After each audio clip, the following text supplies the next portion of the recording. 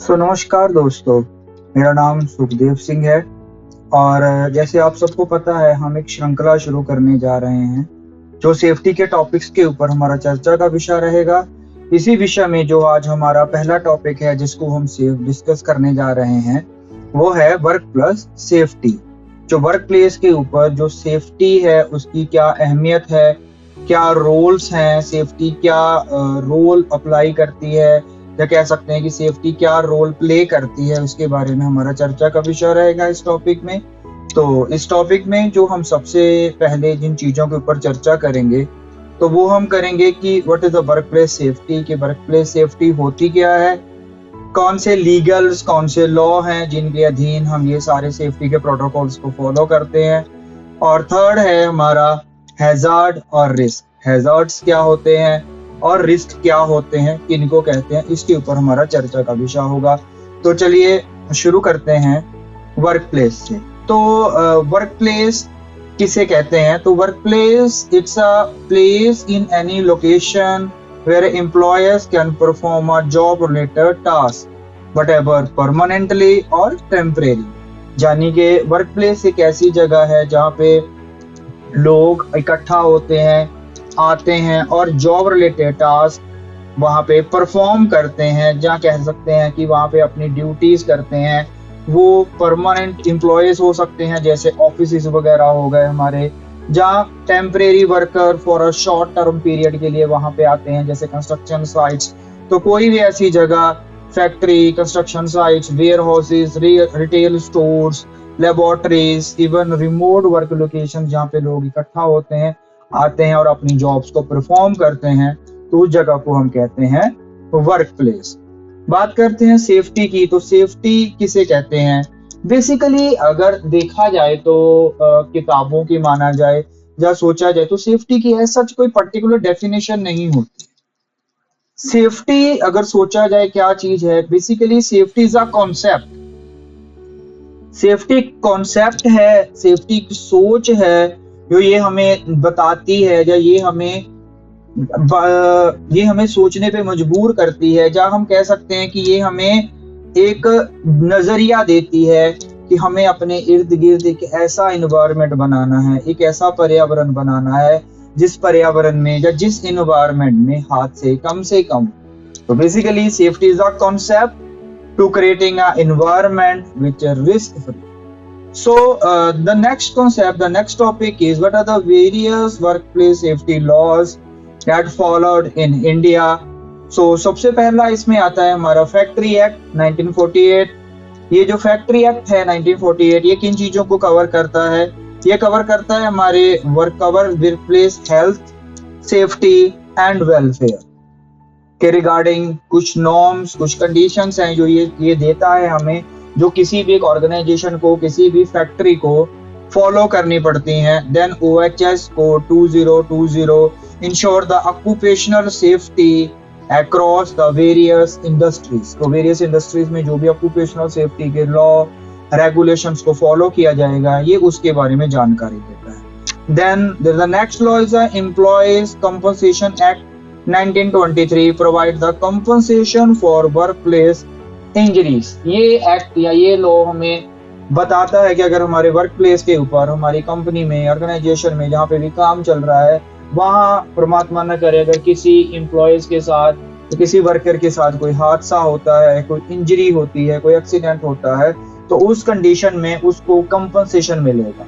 तो कंपनसेशन का क्या प्रोसीजर होगा, किन हालातों में मिलेगा, क्या कंपनसेशन है, कौन सी कैटेगरी का एक्सीडेंट हुआ है, कितना ज्यादा सीरियस वो एक्सीडेंट हुआ है, किस लेवल की चोट लगी है, किस लेवल की इंजरी हुई है, तो उसके बिहाफ में हर चीज की ये हमें जानकारी देता है। The next one is the environment protection act 1986 regulates the various hazardous material safety. तो ये बताता है तो what are the various types of material, और we can say that the hazardous material which is available inside the factory area, inside the organization, जो कि हमारे environment को, जो हमारे पर्यावरण को इम्पैक्ट कर सकता है या उसके ऊपर इफेक्ट डाल सकता है। जैसे पेट्रोलियम, तो डीजी जनरेटर होते हैं जिनमें से धुआं निकलता है, स्मोक निकलता है which is effective, some types of chemical, if there is a chemical spillage over there, किसी और गैस का लीक हो जाना जैसे अमोनिया, H2S,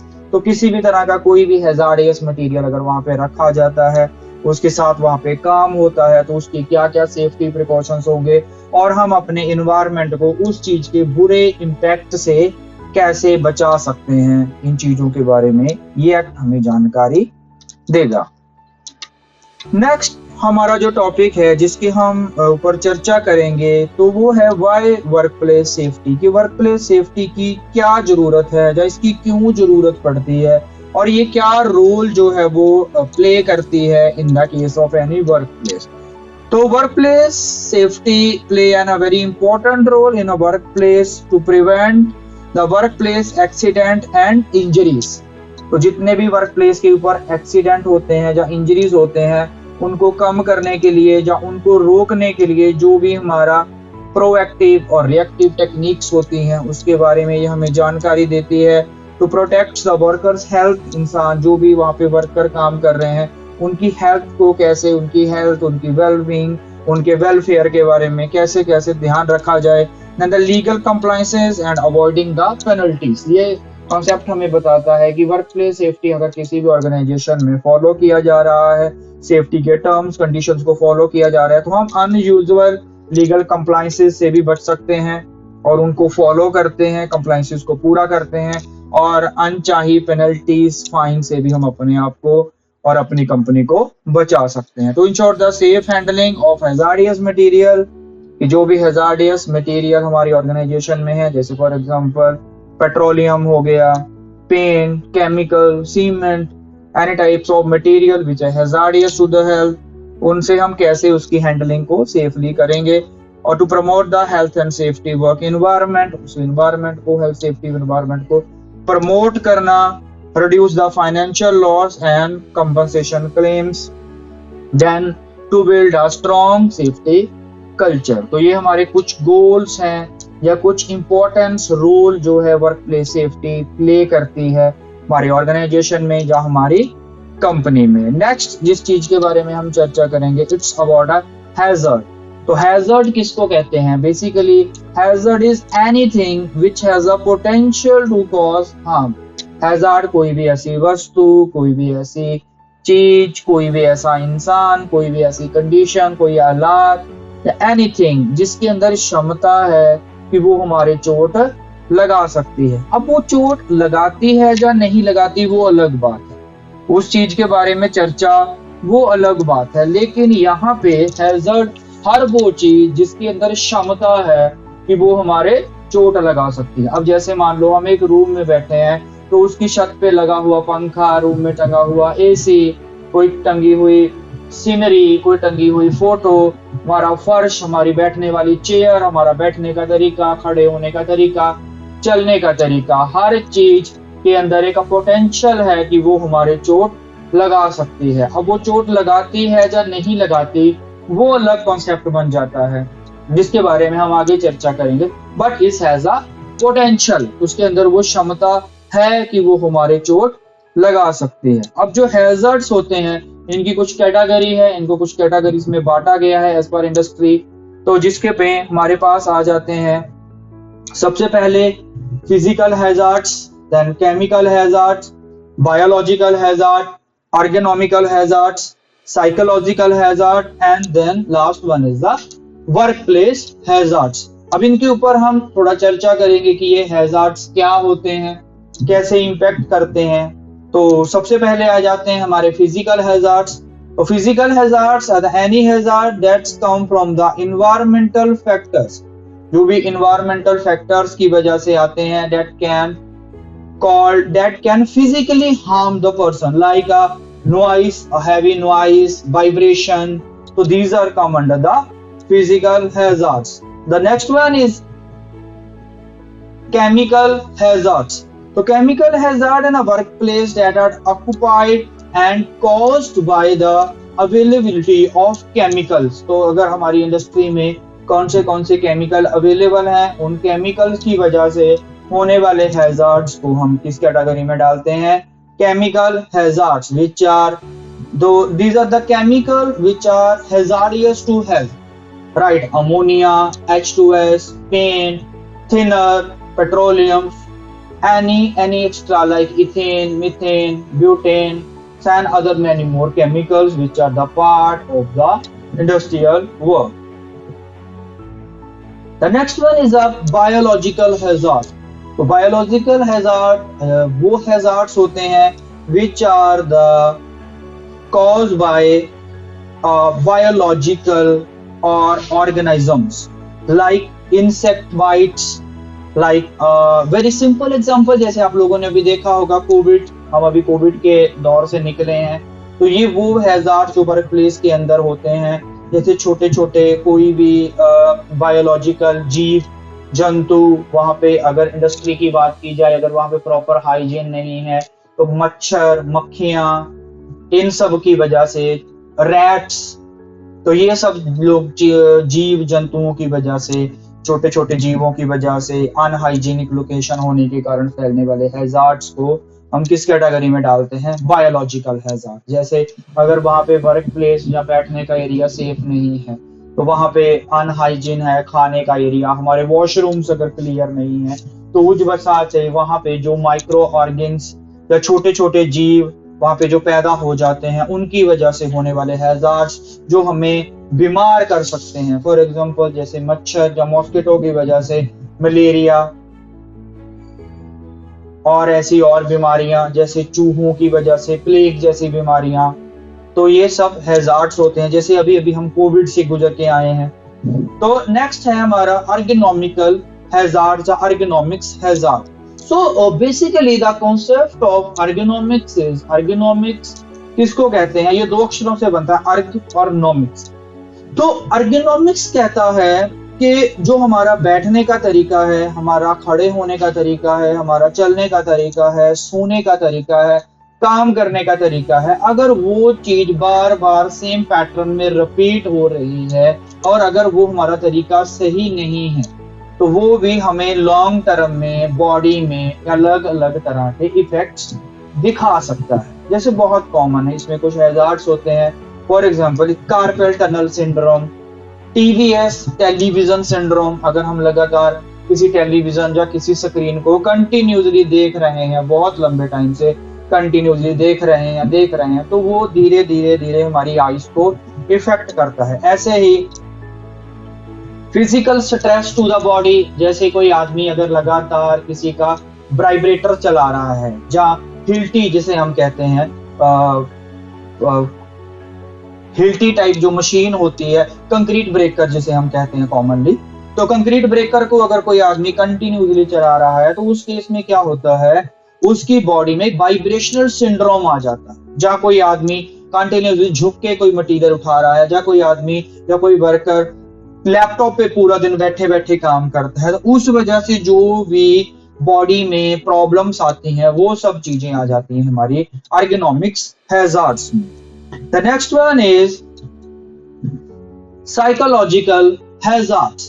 तो psychological hazard, these are the hazards which associated with the organizational behavior such as workload, the deadline for a work, completion, shut works, bullying, job dissatisfaction and mental harassment।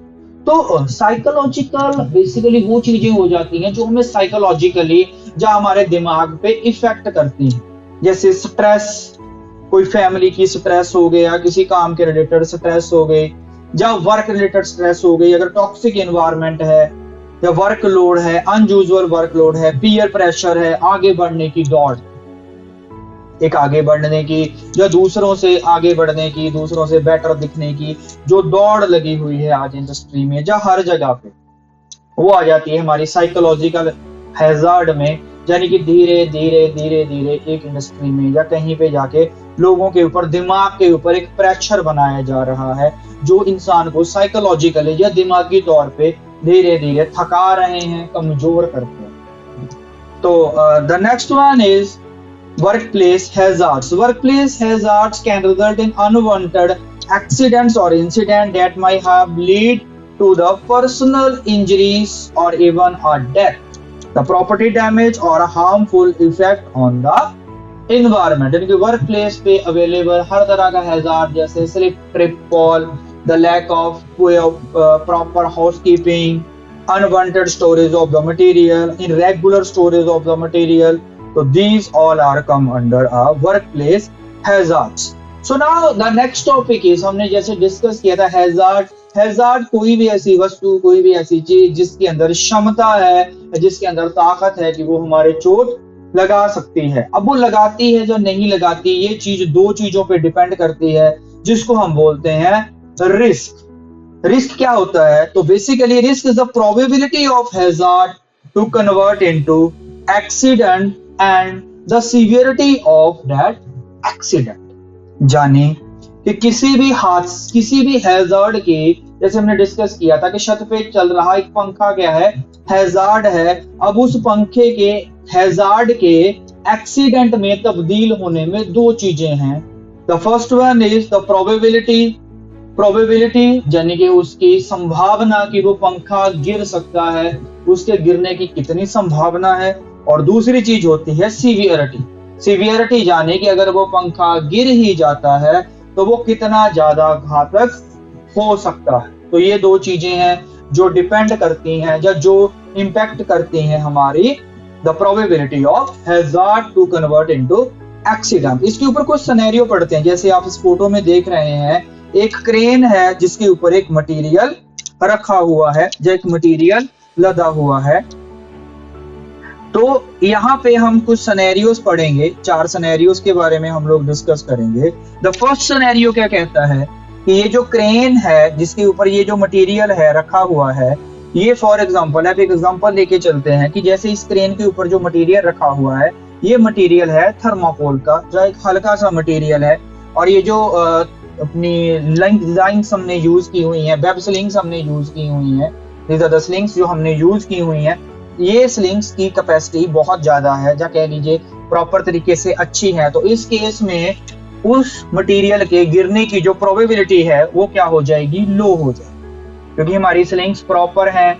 हमारी जो web sling है या रोप sling है जिसके साथ हमने उसको बांधा हुआ है, वो प्रॉपर है, अच्छी है, टेस्टेड है, ओके है। तो उस केस में उस मटेरियल के गिरने की जो संभावना है वो कम हो जाती है। अब दूसरी चीज हमने पढ़ी थी सीवियरिटी क्या कहता है कि अगर इन बाई केस वो मटेरियल गिर ही जाता है किसी भी कारण से, तो उस गिरने की वजह से वो कितना ज्यादा घातक साबित हो सकता है। तो उस चीज को हम कहते हैं सीवियरिटी या कंसिक्वेंस। गिरने के बाद क्या रिजल्ट आ सकते हैं। तो जैसे हमने डिस्कस किया था, हमारा मटेरियल क्या है? थर्माकोल, जब बहुत हल्का सा कॉटन टाइप का मटेरियल है। अब वो गिर भी जाता है तो गिरने के केस में जो हमारी सीवियरिटी है वो भी क्या रहेगी? लो रहेगी। तो इस केस में जो हमारा रिस्क फैक्टर भी बन जाएगा वो भी क्या बन जाएगा? लो बन जाएगा, राइट। अब फॉर एग्जांपल हम दूसरे डिस्कस के ऊपर बात करते हैं। इन केस जैसे अब जो हमने डिस्कस किया था, इस केस में सेकंड केस की अगर बात करें तो इस केस में जो हमारा मटेरियल है, ये जो हमारा मटेरियल है ये एक मेटल का भारी मटेरियल है। फॉर एग्जांपल ये एक कॉलम है, एक लोहे का गार्डर है या लोहे का कोई बीम है, लेकिन हमारी जो स्लिंग है वो प्रॉपर है, बंधी हुई है, ओके है, टेस्टेड है और इस मटेरियल की कैपेसिटी से ज्यादा है। फॉर एग्जांपल अगर हमारा मटेरियल 1 टन का है तो हमारी जो स्लिंग है उसकी जो लोड बेरिंग कैपेसिटी है, जिसे हम सेफ वर्किंग लोड कहते हैं, वो है 2 टन या 3 टन। तो उस केस में हमारे मटेरियल के गिरने की प्रोबेबिलिटी क्या हो जाएगी? लो प्रोबेबिलिटी होगी, लो हो जाएगी। लेकिन इन दिस केस अगर हमारा मटेरियल गिर जाता है किसी भी कारण से, तो वो मेटल का है, जैसे हमने बोला 1 टन का मटेरियल है, तो उस समय वो ज्यादा सीवियर होगा, यानी कि उस केस में जो हमारी सीवियरिटी होगी वो क्या होगी? हाई होगी। और जब हमारी प्रोबेबिलिटी लो होगी, सीवियरिटी हाई होगी, तो हमारा रिस्क आ जाएगा medium category. The third case अगर इसका उल्टा करते हैं हम, कि अगर हमारा जो मटेरियल है वो सेम हमारा कॉटन ही था, जिसकी जो हल्का सा था, बहुत भारी नहीं था, लेकिन इस केस में हमारी जो बेल्ट थी या जो हमारी स्लिंग थी वो डैमेज थी, तो उस केस में क्या होगा? उस केस में गिरने की प्रोबेबिलिटी हाई हो जाएगी, क्योंकि हमारी स्लिंग डैमेज्ड है, ओके कंडीशन में नहीं है। लेकिन अगर वो गिर भी जाता है तो उसकी जो सीवियरिटी होगी वो क्या होगी, लो होगी, क्योंकि वो हल्का सा मटेरियल है, बहुत ज्यादा गहरा इंपैक्ट नहीं डालेगा, जब बहुत ज्यादा हार्मफुल वो मटेरियल नहीं होगा गिरने के बाद। तो हमारी जो सीवियरिटी होगी लो होगी। इस केस में भी जो हमारा रिस्क फैक्टर होगा वो मीडियम कैटेगरी का होगा, यानी कि रिस्क तो है लेकिन मीडियम कैटेगरी का। तो थर्ड वन अगर हम बात करें तो इन द थर्ड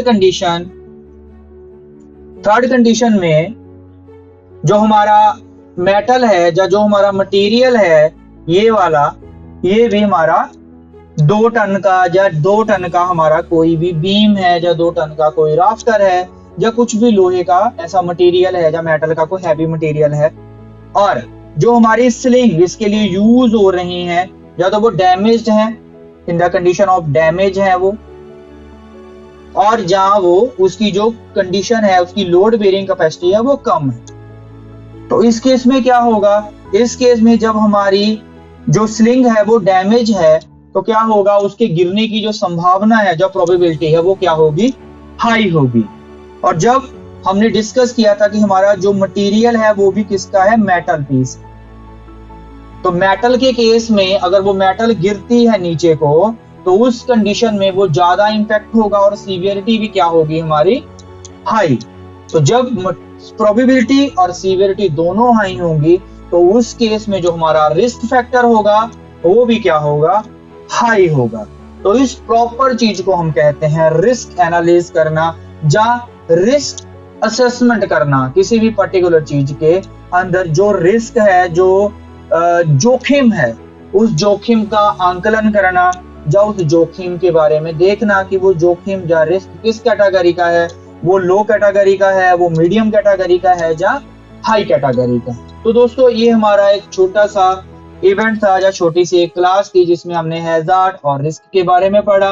हम अपने आने वाले चैप्टर्स में पढ़ेंगे कि इन रिस्क को कंट्रोल कैसे किया जा सकता है, प्रॉपर रिस्क असेसमेंट कैसे होती है, और इसके अलावा एक्सीडेंट क्या होते हैं, क्या कारण होते हैं एक्सीडेंट्स के, अनसेफ एक्ट कंडीशंस, इन सब के ऊपर हम डिटेल्ड चर्चा करेंगे। आज के लिए आप सभी लोगों का बहुत बहुत धन्यवाद। आप सबका बहुत बहुत धन्यवाद, आप सबने अपना टाइम दिया। नाउ अब हम लोग अपने सेशन को ऑफ करेंगे। थैंक यू सो मच, आप सबने अपना जो कीमती वक्त दिया हमें। Thank you so much. Signing off, Sukhdev.